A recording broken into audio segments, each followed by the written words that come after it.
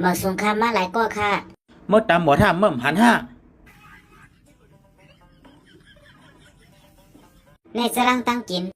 เขาหูเย้าในเฮ้ยกำหลุมเมื่อลัดเฮ้ยเนื้อใน1 วันก็หืออย่าไปทำก็กำหู้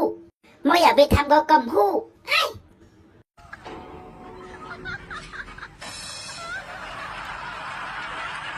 ก่อนแล้วเมื่อเนี่ยการคำห้าก่อนเลย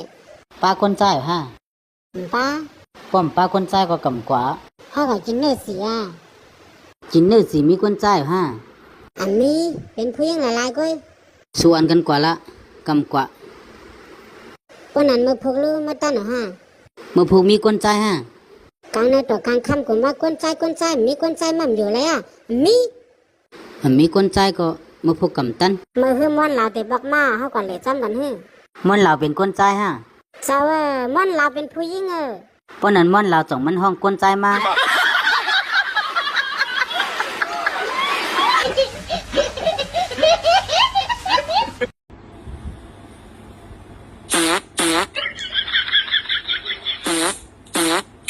อายุสุเฮียงละนี่เราเจ็บต้องเจ็บกว่าขี้เฮแล่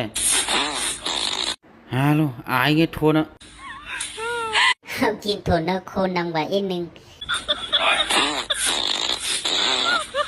กำติขี้เสือพาหมดอ่ะสมกว่า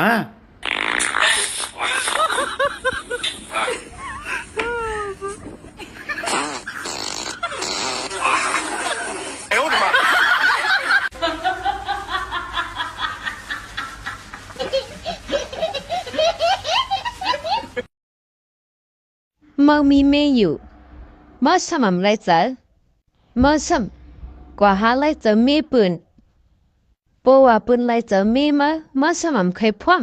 猫什么เคยขึงหาป้านพิษเกาอยู่กูวันร้องนำจะมาลูกกว่าเลยอยู่ฮะ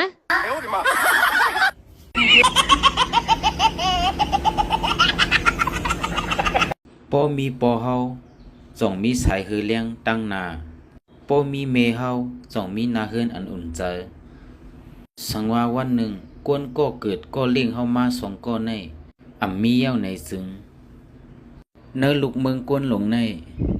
เตรียมหาทบหันแทงเย้ากวนก็อันหักสูเต้อันใครลองตบเตียนตีสูนั่นแทงย้อนปืนนั้นปืนลาดว่าเนอเฮือนมีเงินมีคำมีรถมีกาปืนไปห้องว่ามีปอมีเมในเย้าสั่งเป็นอันมีกาคันเลยสิปืน